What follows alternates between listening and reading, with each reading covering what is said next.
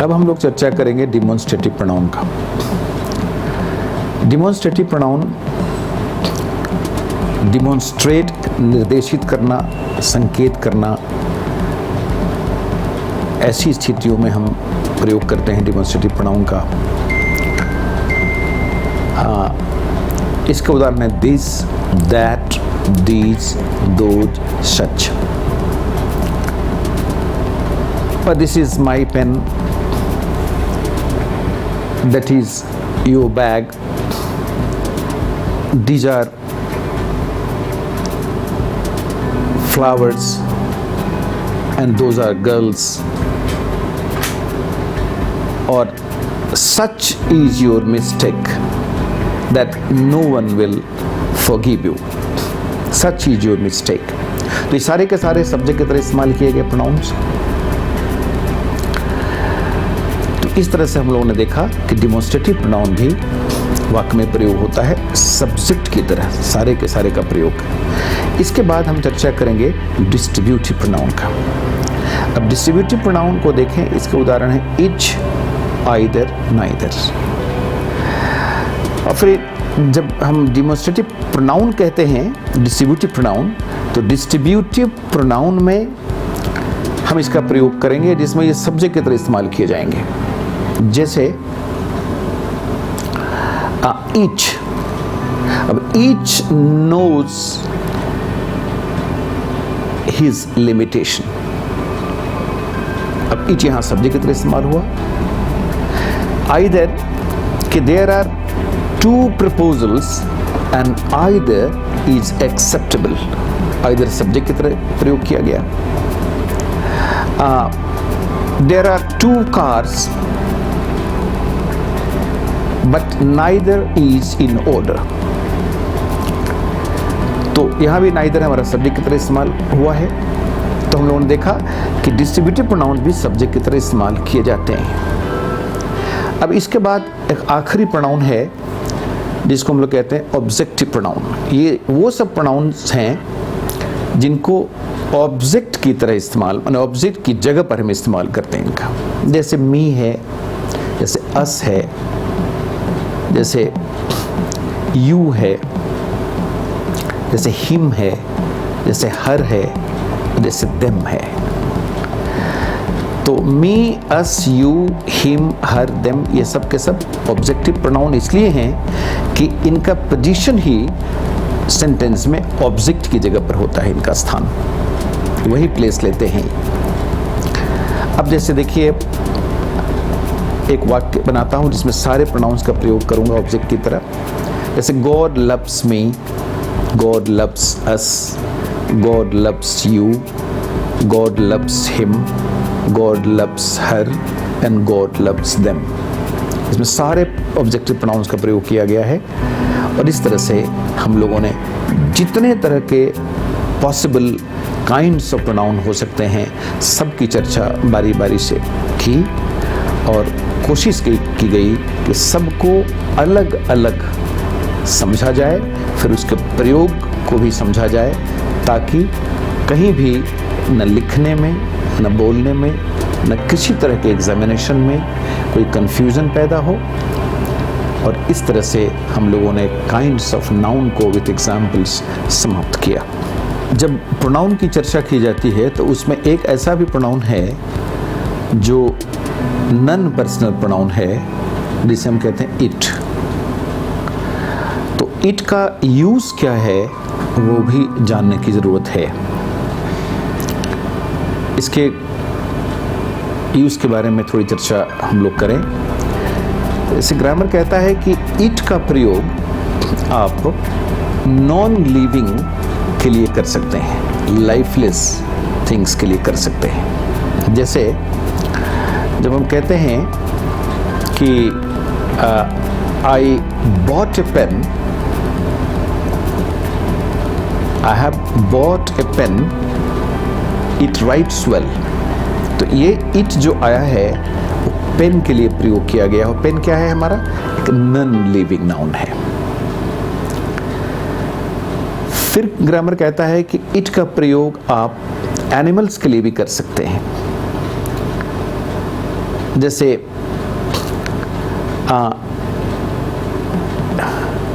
he has a dog, it is injured।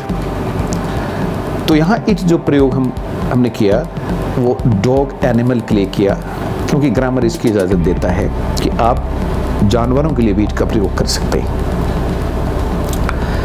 आगे grammar कहता है कि it का प्रयोग हम ऐसे चाइल्ड और बेबी के लिए कर सकते हैं जिसका जेंडर हिडन हो। जैसे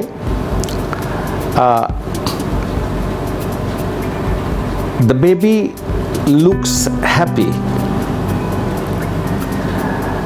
बिकॉज इट इज हेल्दी। अब यहाँ इट बेबी के लिए इस्तेमाल हुआ। But the child is crying because it is hungry. फिर यहाँ इट हमने प्रयोग किया चाइल्ड के लिए, तो बेबी और चाइल्ड के लिए भी इट का प्रयोग हम कर सकते हैं। फिर ग्रामर आगे कहता है कि आप किसी कंट्री के लिए भी इट का प्रयोग कर सकते हैं। जैसे India exports more than it exports, India exports more than it imports. तो इट का प्रयोग किया है हमने यहाँ इंडिया के लिए, क्योंकि कंट्री के लिए भी इट का प्रयोग किया जा सकता है। आगे ग्रामर फिर हमें बताता है कि इट का प्रयोग हम टाइम के लिए, टेम्परेचर के लिए, डिस्टेंस के लिए और वेदर के लिए कर सकते हैं। जैसे इट इज 7 o'clock, जैसे इट इज मंडे, जैसे इट इज जून, फिर जैसे इट इज कोल्ड, फिर जैसे it is 5 kilometers from here, फिर जैसे इट इज 23 डिग्री सेल्सियस। तो हम time, temperature, weather and distance के लिए भी इट का प्रयोग कर सकते हैं। फिर ग्रामर हमें कहता है कि आप चाहें तो इट का प्रयोग वैसे फ्रेज या क्लॉज के लिए कर सकते हैं जिसके लिए इट शुरू में ही आ जाता, वाक्य के प्रारंभ में ही इट का प्रयोग हो जाएगा, लेकिन होगा किसके लिए? या तो फ्रेज के लिए और नहीं तो क्लॉज के लिए। तो इट का प्रयोग पहले किया गया, इसके बाद इस्तेमाल होगा फ्रेज का या क्लॉज का। यह भी ग्रामर हमें इसकी इजाजत देता है। जैसे हम कह सकते हैं कि it is useful to talk to a wise man. अब to talk to a wise man phrase है, इसके लिए हमारा पहले ही वाक्य के प्रारंभ में आ गया इट। हम कह सकते हैं कि it is useless to talk to an unreasonable person. अब to talk to unreasonable person हमारा फ्रेज है, उसके लिए भी वाक्य के प्रारंभ में ही इट का प्रयोग किया गया। फिर ग्रामर कहता है कि आप किसी क्लॉज के लिए भी इट का प्रयोग कर सकते हैं, पहले ही वाक्य में उसका प्रयोग हो। जैसे इट इज प्रोबेबल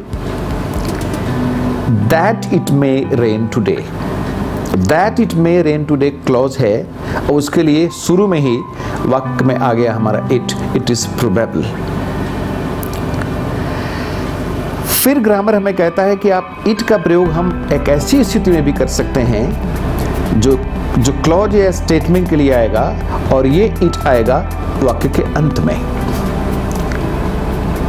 मतलब इट अपने पहले आए हुए क्लॉज या स्टेटमेंट के लिए बाद में प्रयोग किया जा सकता है।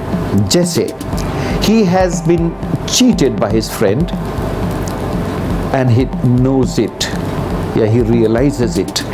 तो यह इट जो आया, ये पहले वाला जो क्लॉज हमारा है कि he has been cheated by his friend, इसके लिए इस्तेमाल हुआ।